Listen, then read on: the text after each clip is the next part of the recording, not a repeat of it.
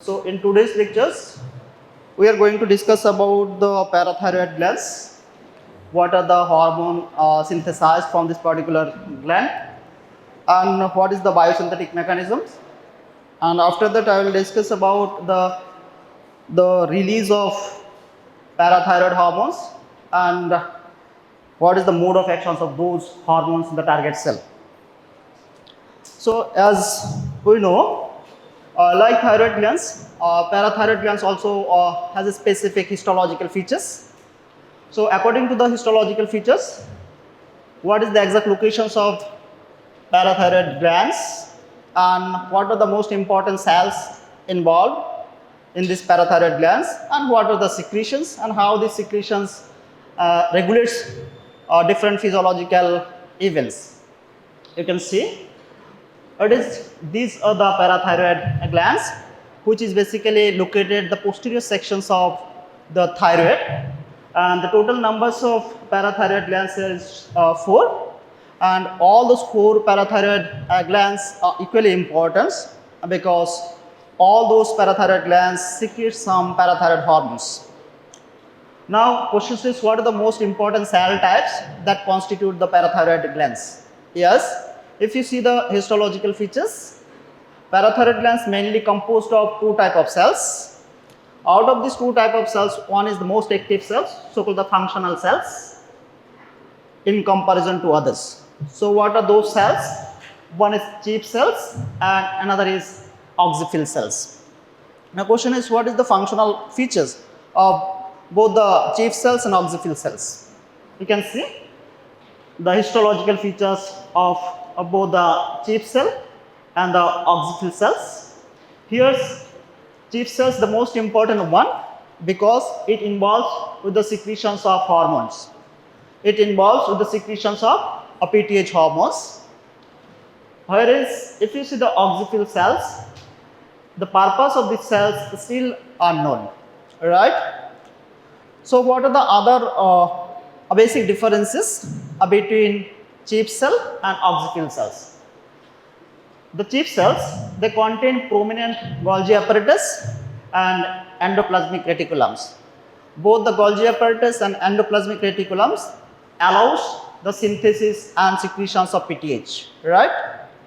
Whereas here it does not involve with the secretions of hormones as its functions is still unknown. What are the other basic differences? The chief cells are the smallest and the more abundant type in comparison to oxyphil cells. Here it's a larger ones and less abundant. So this is just a basic histological features of parathyroid cells or parathyroid gland. Now, like other endocrine glands, a parathyroid gland's secretion is also equally important because it regulates several physiological events. It helps to maintain the level of some minerals. And my question is, how these minerals are regulated with the direct or indirect involvement of the release of these parathyroid hormones. See, before the discussions of the direct actions of all those parathyroid hormones, we must know about the synthetic process, right? If you see the biosynthetic pathway of parathyroid glands or biosynthesis of parathyroid hormones, actually the biosynthesis occurs in endoplasmic reticulums and Golgi apparatus. Both the organelles are equally important in the biosynthesis process. Now, if you see the chemical features of parathyroid hormones, it is nothing. It is basically composed of some peptide sequence, right? Means it is made up of some amino acid sequence. And here, if you see the functional parathyroid hormones, and if you compare the functional ones with the inactive form of parathyroid, you will find some structural differences. So, what is the basic features of functional PTH hormones and inactive hormones? You can see PTH is synthesized as preprohormones. So what is the features of this preprohormones? The features is it is composed of a specific number of amino acid sequence. and the maximum number of amino acid sequence here is 115, right? So here, this state of hormones are known as the preprohormones, and these preprohormones undergoes through a specific chemical reactions which is carried out by a specific enzymes, right? Here, the most important enzymes that act onto these preprohormones is signal peptidase. This peptidase is important because it cleaves the peptide molecules, right? You can see this is preprohormones and which contains the 115 amino acid sequence, and in presence of this signal peptidase, it is cleaved into two different segments. One is large segments and another one is small segments. So here the most important one is these segments, which contains the maximum number of amino acid sequences 90, right? And this is the inactive form of segments, that is called signal peptide, which contains 25 amino acid sequence. So both the segments of the peptides are basically forms by catalytic reactions, and these catalytic reactions are catalyzed by enzyme signal peptidase. Now, after the synthesis of this, it again cleaved into another two segments. Here, a separate enzyme is involved, that is clippage D, that makes two forms of peptides. One is active forms. The active forms of the peptides or active forms of parathyroid hormones contains a maximum number of amino acid sequences 84, right? Whereas the inactive peptide contains the 6 amino acid sequence. So here, this active form of parathyroid hormones or parathormones are the most important one that involves in the regulations of different minerals, mainly the calciums. And now we will discuss after the synthesis of this parathormone or parathyroid hormone, how it is transported to the target site, right? And what is the exact pathway of transport. Before knowing about the transport process, we must know about the most important functional features of these parathyroid hormones. You can see it is a crucial hormone that is produced by parathyroid glands. The most important role that is played by parathyroid hormones is the regulations of calciums as well as the regulations of phosphate levels into the blood plasma, right? The most important functional features. Not only this, it also involved with some other functions by maintaining the level of calciums and level of phosphates. So how it involves the other functions, like it involves to maintain the strength of bones, teeth, as well as it also involves with the muscle contractions. The other important roles of this particular hormones is it involves with the maintenance of proper nerve impulse and muscle functions. So it means parathyroid hormones is very important in physiological point of view because it maintains different type of minerals. At the same time, it involves with the regulations of muscle activities as well as it involves with the regulations of nerve impulse conduction.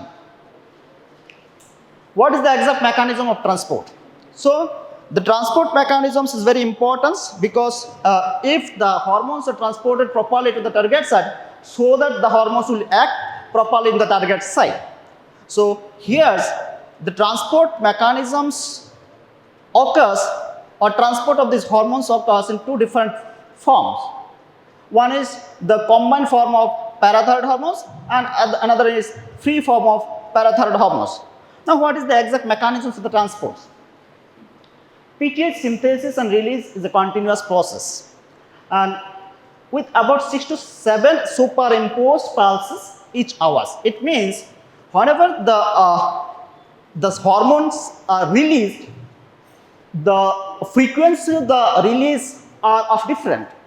Sometimes the hormone release takes within a fraction of seconds. Sometimes it takes more than the second of time. That totally depends on the requirements of that particular hormones. That totally depends on what is the amount of calcium or phosphate available into the blood plasma. So based on certain conditions, the release of that particular hormone takes place. So that is why it is mentioned here with about 6 to 7 superimposed pulses each hour. Here, PTH is degraded by kidney and the liver into two different segments. So one is the amino-terminal segments and another one is the carboxy-terminal segments. So here both the segments are important. It means during the transport of these particular hormones after the synthesis, it is break down into two different segments. One is amino-terminal end and the carboxy-terminal ends, right? So if you see the features of this amino-terminal end, it contains a maximum of 34 amino acids, right? These amino-terminal fragments constitute approximately 10% of circulating parathyroid fragments.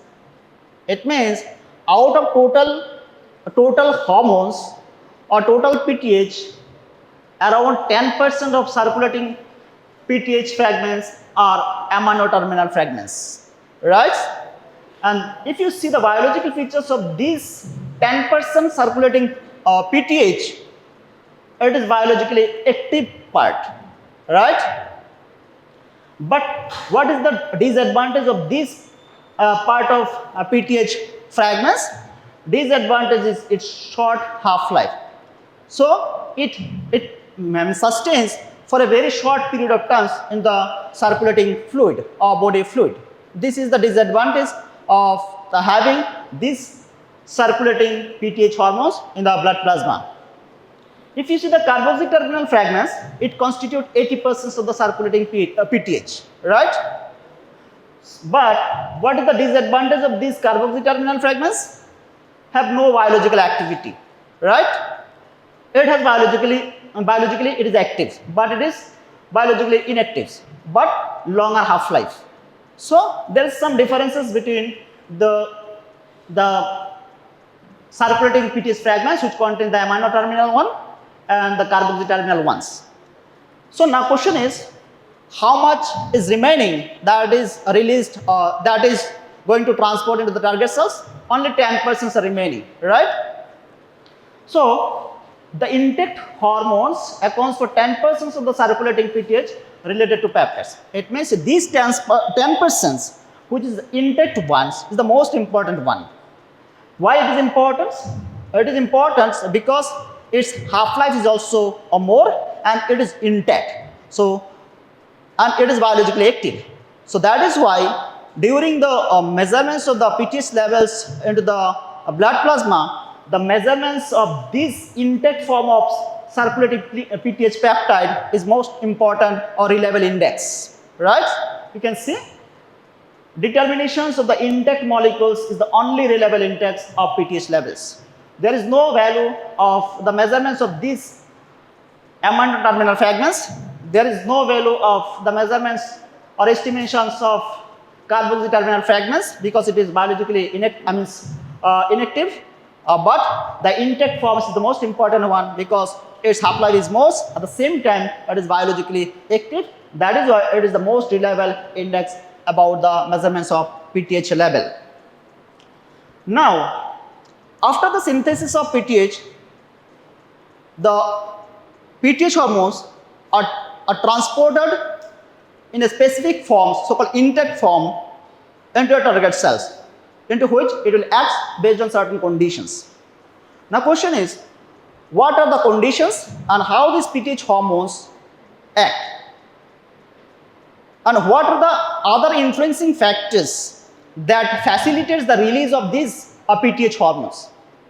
Whether there is any roles of calcium ions, whether there is any role of phosphate, whether there is any role of magnesiums that facilitates the release of PTH or inhibits the release of PTH. See, the secretions of PTH is primarily regulated by the level of calcium into the blood plasma, the most important one.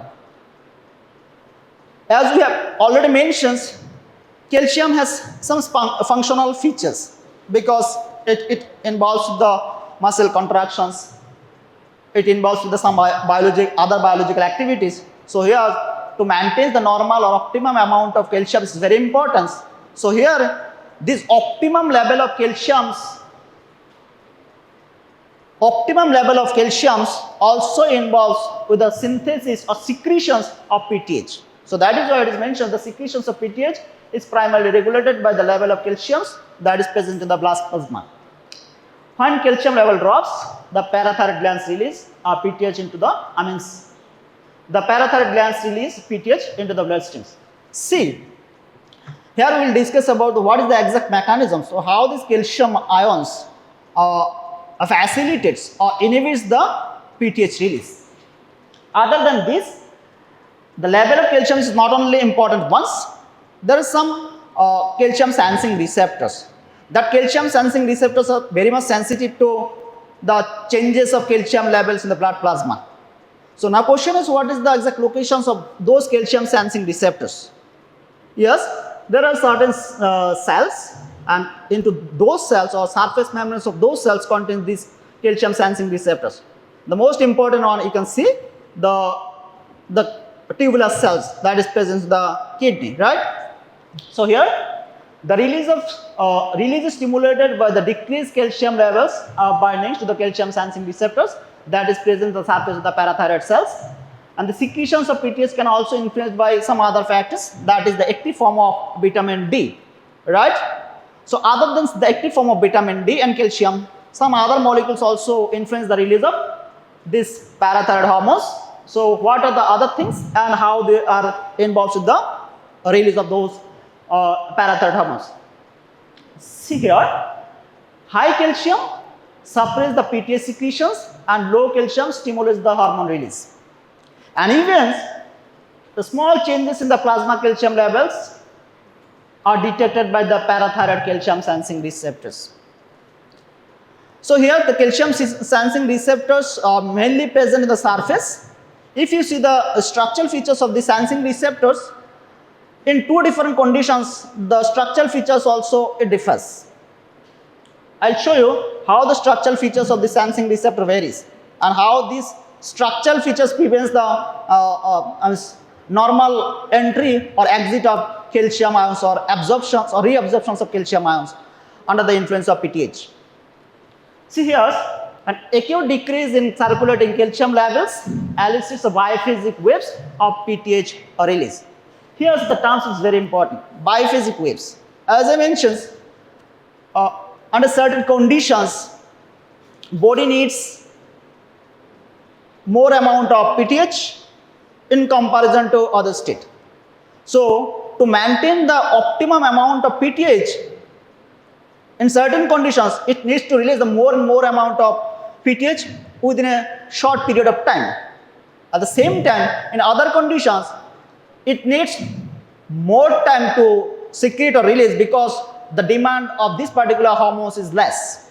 So that is why the release of secretions, if you see the release of secretions of PTH are biphasic in manner or biphasic wave in manner. It means under certain conditions, it releases very fast. In other conditions, it takes some time, right? Here, preformed PTH is released within seconds, followed by reductions in intracellular degradations of PTH and increase in PTH release minutes to hours later.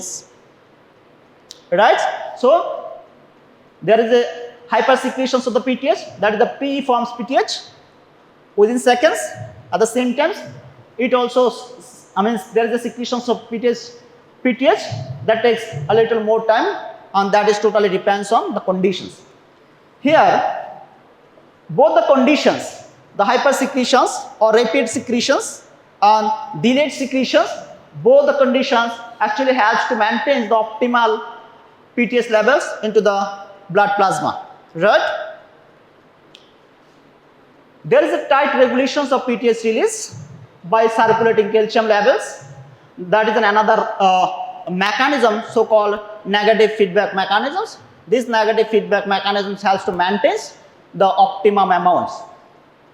In addition to this, the active form of vitamin D. Active form of vitamin D also contributes to the modulations of PTH levels by reducing the PTH gene transcriptions. I will explain what is the exact mechanisms. So here, what is the most important roles of vitamin D here? It modulates the PTH levels. How? By altering the expression pattern of PTH genes, right? On the other hand, phosphate levels also modulate the PTH release. How? With the increased phosphate stimulating the PTH release. It means if the circulating blood plasma contains more and more amount of phosphorus, it facilitates the it modulates the PTH release. So there are some conditions in which there is an increased amount of PTH secretions, and in other conditions it suppresses the PTH secretions. So what are the conditions? These are some conditions where PTH release increased, and in some other conditions there is a suppression of PTH release. So what are the conditions?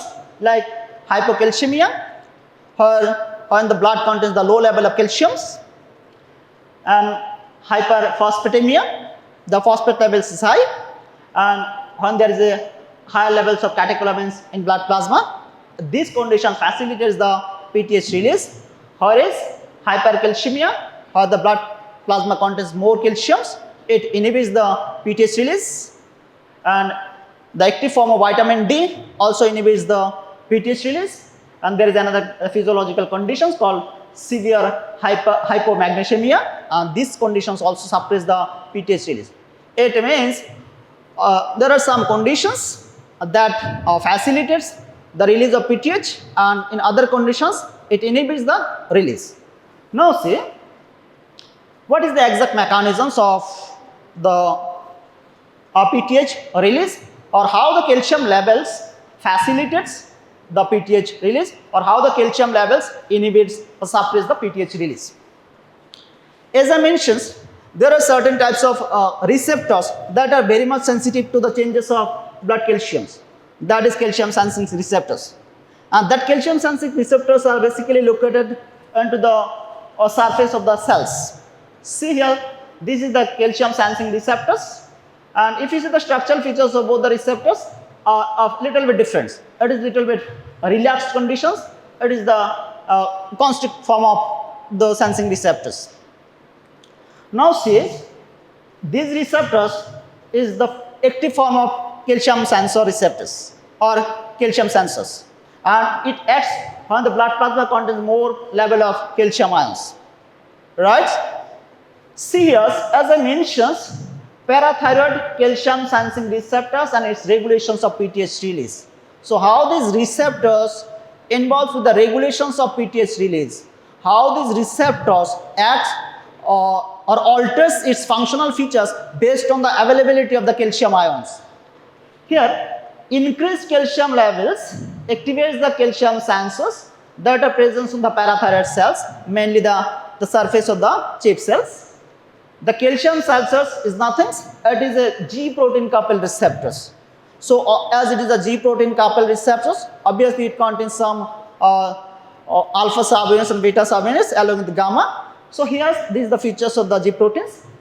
So these increased calcium levels leads to the activations of some cascade of reactions, that is activates the phosphodidyl inositol, phospholipase C, that leads to the leading to the intracellular calcium mobilization. You can see here, when the blood plasma contains higher level of calcium, it binds with the sensor, and due to the binding of these calcium ions, there is activations of G proteins, and G protein activations leads to the alteration of cascade of reactions.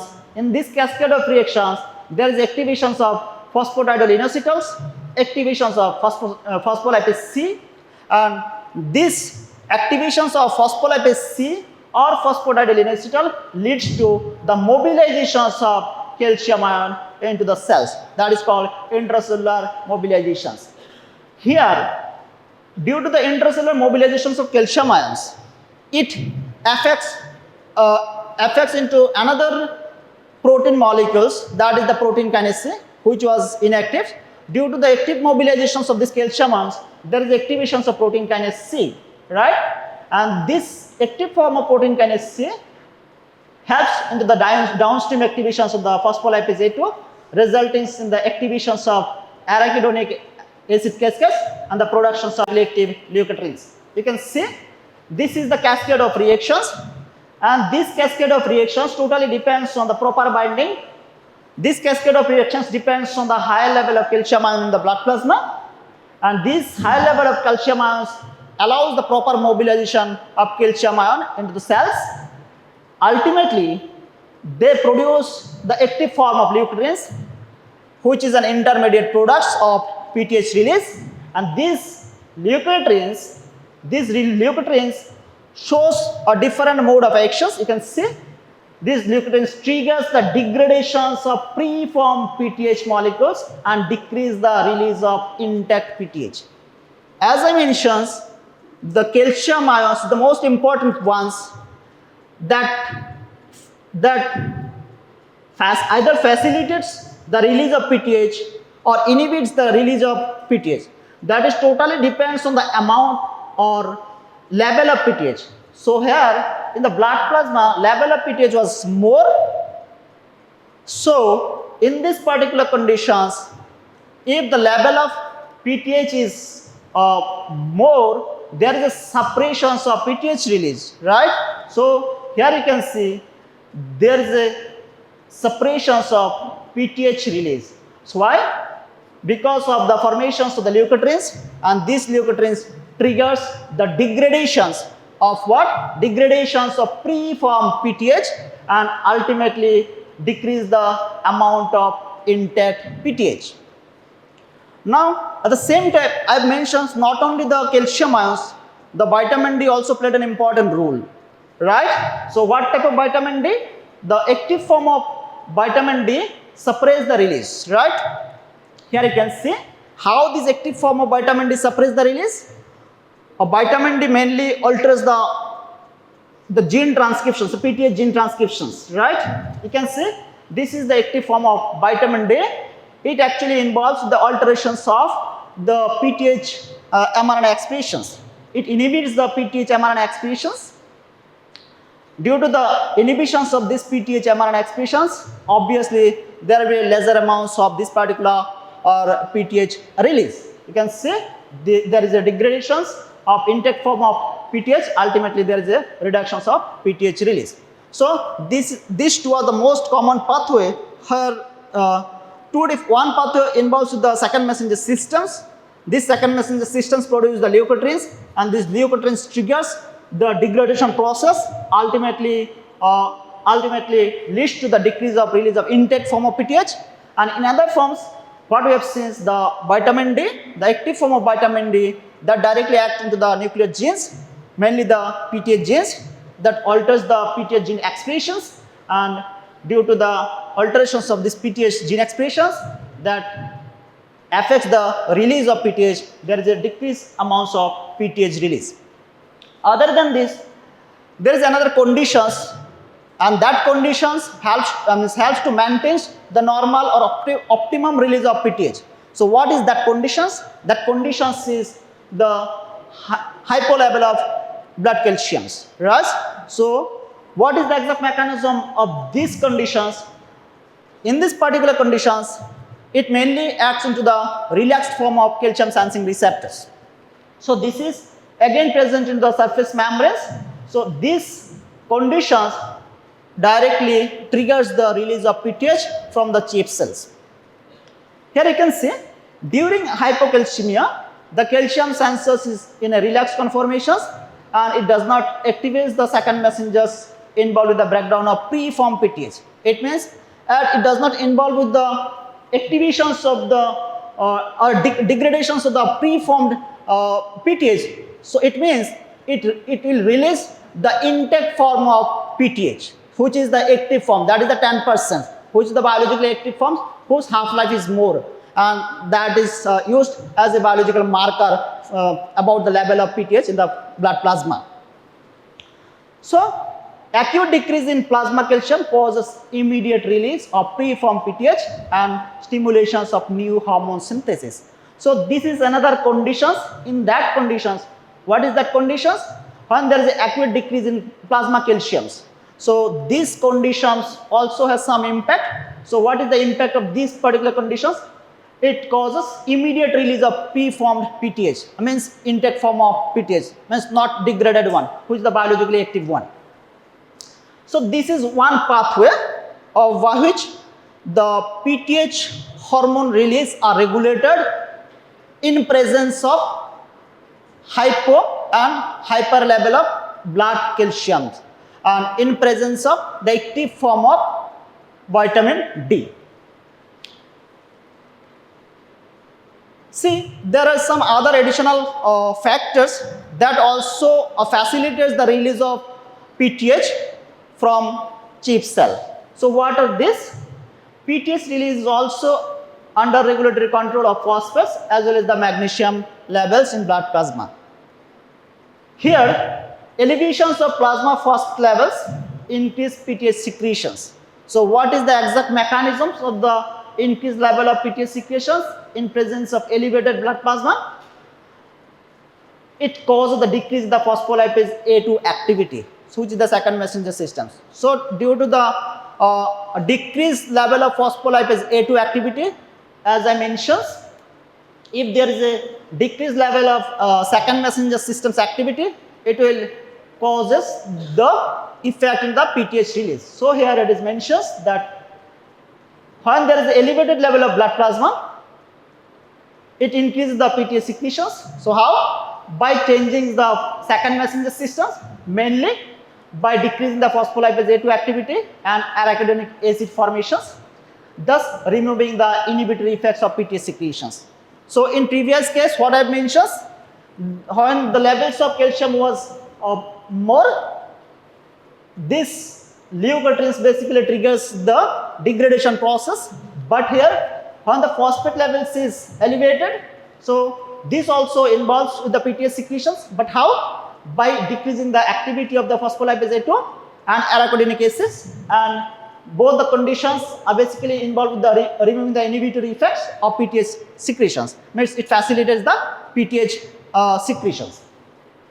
At the same time, elevations in phosphate levels can also affect a PTH release indirectly by decreasing the plasma calcium levels. So here's a PTH secretions or the phosphate levels.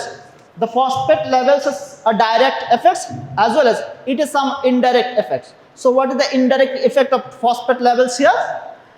The phosphate levels or elevated level of phosphate alters the plasma calcium levels, right? So due to the alterations of plasma calcium levels and vitamin D activations, it affects the overall release of PTH. That is the indirect mechanisms. So that is why it is mentioned here.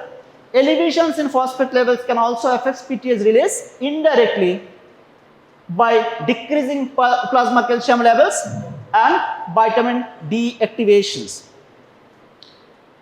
In contrast, hypophosphatemia markedly decrease PTH mRNA and plasma PTH. You can see, as we have mentioned, the vitamin D alters the expression patterns of the PTH mRNA. Here, this is a physiological or pathological conditions, and that conditions also affects the expression patterns of PTH. There is a decrease in the expressions of PTH, ultimately the decreased level of PTH formations. Now, what are the other conditions that impairs the PTH secretions, or how the calcium levels, phosphate levels and vitamin D, they collaboratively affects the PTH release. You can see the role of phosphorus in PTH release is critical in patients with impaired renal functions. Yes, as we have already mentioned, the most important site that is basically involved with the reabsorption of calcium is the tubular sections of nephrons. So here, to maintain the optimum amount of calcium into the blood plasma, it needs the proper reabsorptions into the through the tubular sections of nephrons. So here, the reabsorptions of calcium ions, if it is impaired, and this impaired reabsorption process or impaired functions of renal systems alters the proper release as well as proper functions of PTH. Here you can see the role of phosphate in PTH release is critical in particular patients with impaired renal functions. So if the persons having impaired renal functions, in that particular conditions, the persons will not be able to, or the renal systems or tubular systems will not be able to reabsorb sufficient amount of calcium, right? Basically, the distal convoluted tubules are the most important site through which the reabsorption takes place. And these reabsorptions of this calcium ion through the distal convoluted tubules are influenced by parathyroid hormones or availability of parathyroid hormones. Now, question is, if there is a impaired renal functions, it directly will affect the calcium absorptions. So, if there is a decreased amount of calcium levels, so obviously this decreased amount of calcium levels will affect the PTH hormone release, as I just mentioned in the mechanisms. Here, as the disease progresses, the negative feedback regulations of PTH release by calcium and vitamin D is also impaired. So obviously, I have mentioned this, the calcium level or the release of or absorptions of calcium and the actions of parathyroid hormones and actions of vitamin D, this totally acts in a collaborative fashion. So here PTH release are influenced by both the calcium and vitamin D. Means both the calcium and vitamin D act as a negative feedback regulators of the PTH release. So if there is an impairment of the renal functions, so obviously it will impair the negative feedback mechanisms too. This is what I mentioned here. As the disease progress means renal disease, the negative feedback regulations of PTH release by calcium and vitamin D is also impaired, that contributing to the elevations of PTH release, right? Chronic elevations of PTH results in excess bone resorption and loss of bone mass. Yes, there are certain disadvantages of the excessive amounts of PTH release. So if there is a higher amount of PTH in the circulating blood, it promotes the resorptions of bone. So these resorptions of bones ultimately leads to the loss of calcium from bone, and that leads to the loss of bone mass, which is not a good conditions. Plasma magnesium concentrations also regulates PTH secretions in similar manners. That is the mechanisms of this, where the calciums and phosphates act, the same mechanisms also was found where the concentrations of magnesiums are maintained in the blood plasma. Plasma magnesium concentrations also regulates PTH secretions in similar manner to that of calcium. PTH release can be stimulated by a moderate decrease in plasma magnesium ions. So up to this we could say there is not only the calcium ions, there is not only the vitamin D and phosphates, there is another important minerals, that is the magnesium ions, also equally important to maintain the optimum release of PTH. What is the exact mechanisms of calcium reabsorptions? What I mentioned, the reabsorptions of calcium takes place in a particular site of our renal systems, and these reabsorptions are influenced by the hormone. Now, what is the exact mechanisms or how these hormones facilitates the reabsorptions of calcium ions? It means what is the exact mechanism of action of that particular hormone into the target cell. So here the target cell is our distal convoluted tubules, right? Where specific receptors are there, and that site is mainly involved with the reabsorptions, which is influenced by these hormones. See here, in the distal tubule sections, mainly the luminal membrane sections, there is a specific channel, that is calcium channels, and this calcium channels allows the calcium ions, right? Here you can see the transcellular reabsorptions of calcium ions by distal tubules is regulated by PTH and 125 hydroxycholecalciferols, that is the active form of vitamin D, and calcitonins. The most important parts. Here, what actually happens, it allows the calcium ions, and after that, there is a intracellular mobilizations of that calcium. For the influx of that particular calcium ions, obviously there must be a sufficient amount of calcium channels so that the influx of sufficient calcium ions can take place. Once the calcium enters, it binds to the specific binding molecules. So what is the name of that binding molecule? That is calvin D. So what is this? You can see inside the cell, calcium ion binds to a calvin D, that is a vitamin D dependent calcium binding protein. So what we have seen, the level of calcium is here high. So obviously according to concentrations gradient acetylene enters. At the same time, the vitamin D also shows some influence here. It shows some positive influence. So what type of positive influence takes place in presence of vitamin D here? It allows the binding of calcium to the calvin D, right? They form a complex. So this is what I have mentioned here. Inside the cells, calcium binds to calvin D, which is a vitamin D dependent calcium binding protein that facilitates the cytosolic diffusion of calcium from the apical influx to the basolateral efflux. This is the apical site, which is the luminal site, where calcium channels are there, which allows the calcium ions. After that, there is the mobilizations of calciums, and that mobilizations are influenced by the availability of the vitamin D. At the same time, after intracellular mobilizations of that calcium ion, it binds to the calvin D, and they form a complex. And after the formations of that complex, this vitamin D facilitates the complex, the diffusions of that complex towards the basolateral membranes.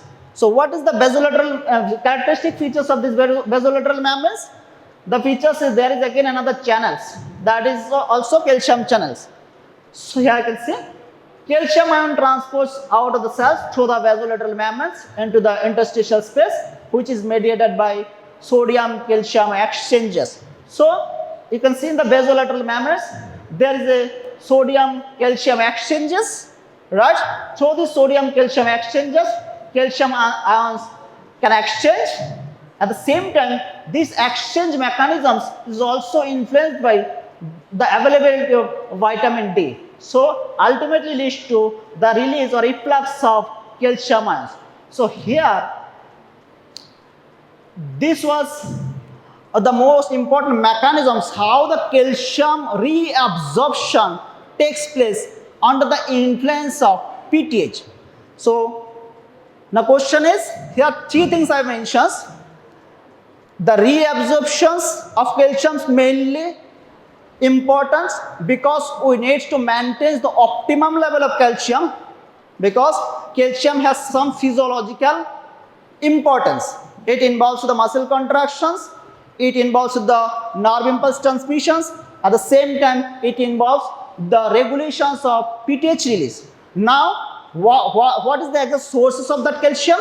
Yes, if there is a proper reabsorption of calcium ions, so that blood plasma will maintain the optimum one, and that optimum levels of calcium will help to release the optimum release of PTH.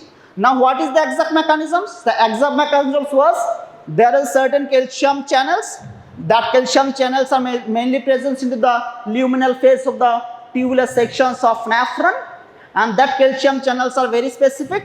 It allows the calciums, and after that there is intracellular mobilizations of the calciums, and these intracellular mobilizations of the calciums are influenced by the active form of vitamin D. Not only it helps in the mobilization process, it also helps in the formations of the complex that forms complex with the calvin D. Once it forms the complex, it diffuses towards the basolateral membrane of the distal convoluted tubules. So what is the features of this distal basolateral membranes? In the basolateral membranes, there are some exchanges that are sodium calcium exchanges. So these sodium calcium exchanges helps in the efflux of calcium So it ultimately helps to complete the reabsorptions of calcium. Now these reabsorptions or this amount of calcium in the interstitial space actually required to maintain the optimum into the blood plasma, which is physiologically important. Now if this is less, it will affect in one way in the PTH release. If it is high, it also will affect the PTH release in another way. So this is how the calcium reabsorption takes place in presence of PTH hormones. There is another mechanisms. These mechanisms involves okay, due to the constraint of times, I will not continue the lectures. The same topics I will continue in the next class. Right? I have to discuss many things. So we will continue the same topic in next lectures. Thank you.